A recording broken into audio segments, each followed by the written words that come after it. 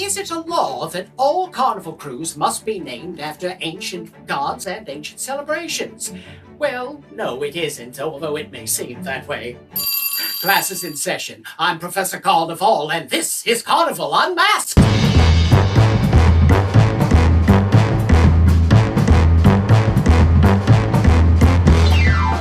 If this is your first time to my channel, welcome. I'm Professor Carnival.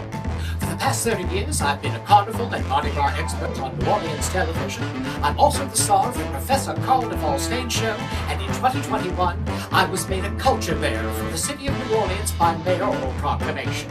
I love all things Carnival and Mardi Gras, and I dearly love the crews, even when they take their names from different sources, like our subject for today. In honesty, a large number of Carnival crews took their inspirations from classical Rome, Greece, or Egypt in the 19th and much of the 20th century. Some of the reasons for this are explored in the episode The Origins of Mardi Gras. Others took inspiration from English and African mythologies. From the mystic crew of Krewes, who took their name from a 1634 court entertainment by John Milton, the influence of the ancients has been on display. Comus, Hermes, and Proteus were all Greek gods. The crews of Cleopatra and Nefertiti are named for ancient Egyptian queens. King Arthur, Excalibur, and ancient Druids take on English legends. Ocean comes from the African and Caribbean pantheons, and the examples continue.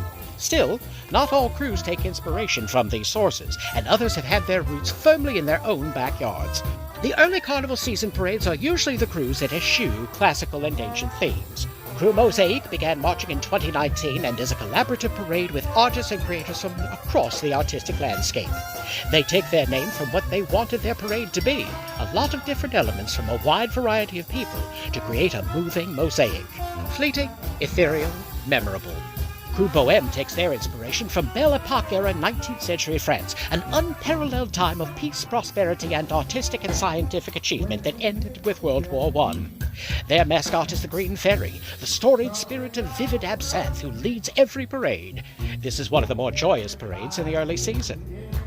The highly satirical Crew de Vue is the best known of these parades. The crew grew out of a well-known satirical marching group in the 1970s called the Crew of Clones. Of all the marching crews, Crew de Vue is the most like original marching parades in the late 1800s. Their satire is biting and lewd. No one is safe from being roasted, often repeatedly in a single night. They also have a local celebrity serve as their Grand Marshal each year. And the last of our early season non-classical crews is a legitimate full-sized float parade in Metairie that is also one of only 2 children's crews left in the metropolitan area. Taking their names from a very popular series of short films in the 1930s and 40s, the Crew of Little Rascals was founded in 1983 and is the longest surviving all-children's parade crew. What most visitors and many locals don't realize is that many of these Carnival crews were named for the neighborhoods in which they first began marching. A la Pontchartrain, Mid-City, Ferret. These weren't just names. They were also the way that you found those parades on Mardi Gras. Fun facts. Many parades rolled exclusively in the neighborhoods where they were formed. The Crew of Endymion began in 1967 as a small parade in the Gentilly neighborhood. 15 years later, in 1982, the growing crew left Gentilly and moved to the Mid-City route on Carrollton and Canal. Though other parades used the Mid-City route until all parades were moved to the Uptown routes in the late 1990s, the Crew of Ocean was the last new parade to use the Mid-City route in 1996. The route remains today the exclusive property of Endymion. The West Side Carnival and Social Club formed the Crew of Allah in 1932 and took their name as a contraction of Algiers, Louisiana. Their first parade was in 1933, with a single float designed by Roy Kern, father of the legendary Blaine Kern. Allah was originally a river parade before taking permanently to land. In 1977, they restructured the crew under the Golden Griffin Society Incorporated. They paraded for 82 years on the West Bank before moving to the Uptown route in 2014. The Crew of Carrollton is the 4th oldest parading crew in New Orleans, formed in 1924 as the 7th District Carnival Club by the Merchants of Oak Street.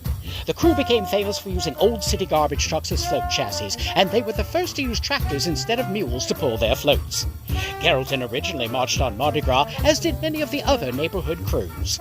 In 1933, a torrential storm caused nearly every other marching crew, including Rex, to cancel their parades. The 7th District Carnival Club was the only parade to brave the weather and march on that Mardi Gras. They officially became the Crew of Carrollton in 1947.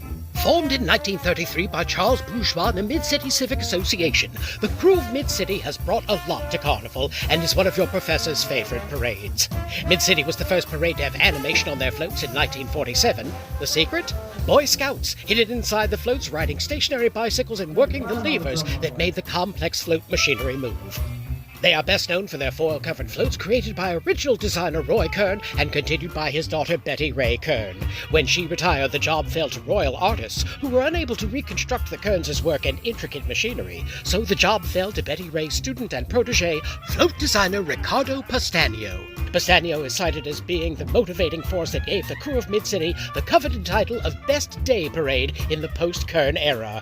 Mid-City moved to the Uptown route in 2002. Formed in 1975, the first new parading crew of the decade and the first parade in New Orleans East, the Crew of Pontchartrain marched along the lakefront until 1991 when they moved to the Mid-City route. Named for the lake, they joined the Uptown route in 2002. The original Crew of Ferret was formed in 1953, and for nearly 40 years it was a fixture of the Ferret Street neighborhood before they disbanded in 1993. In 2011, the new Crew of Ferret was formed, and 3 years later they were able to have their very first parade. I was honored for the first decade of their existence to be able to narrate their parade at Gallia Hall, a job I was happy to turn over to local broadcaster Brooke Lazier. There are a number of other crews that have taken their names from non-traditional sources. In 1969, a group of Loyola students and fraternity boys decided to form their own night parade after being rejected as white flambeau carriers. The Crew of Tux took their name from the Uptown pub where they formed the idea Friar Tux. Originally parading in the university area, they became a day parade in 1983 and joined the Uptown St. Charles route in 1986. Formed in 1996 and first parading in 1998, the satirical Coup d'etat uses a play on the phrase coup d'etat, which means a sudden illegal seizure of government power by a small group.